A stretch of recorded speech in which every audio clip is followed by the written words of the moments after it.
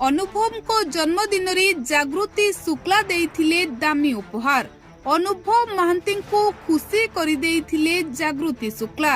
अनुभव महांती को जन्मदिन रे जागृति राति 12टारे अनुभव महांती को देइथिले एही उपहार, जहाको देखिबा परे अनुभव महांती होई जाइथिले बेस खुशी।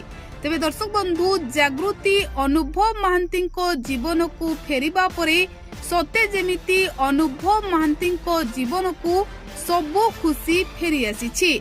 तेबे अनुभव महांती को खुशी पाई जागृति सबो किछि चेष्टा करूछंती। जेउ भली भाबरे अनुभव महांती सबो बेले खुशी रे रहिबे, सेथि पाई जागृति शुक्ला सबो बेले सबो किछि चेष्टा और प्रयास जारी रखिछंती। तेबे दर्शक बंधु, अनुभव महांती को जन्मदिन एई 2 दिन तले जाइछि।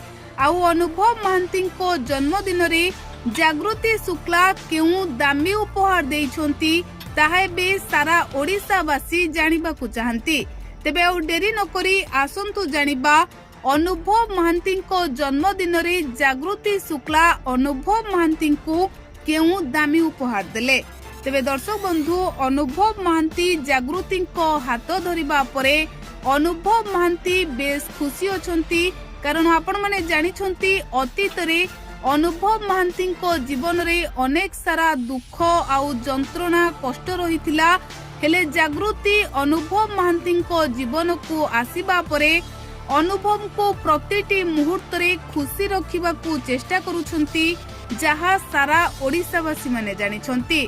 तेबे जागृति शुक्ला अनुभव महांती को तांको जन्मदिन रे राति 12टारे शुभेच्छा जणाइथिले आउ एते सारा भलो पाइबा देइथिले, ताहा अनुभव महांती को पाई कोनोसी एक बड़ गिफ्ट रु मध्य कम नुहे।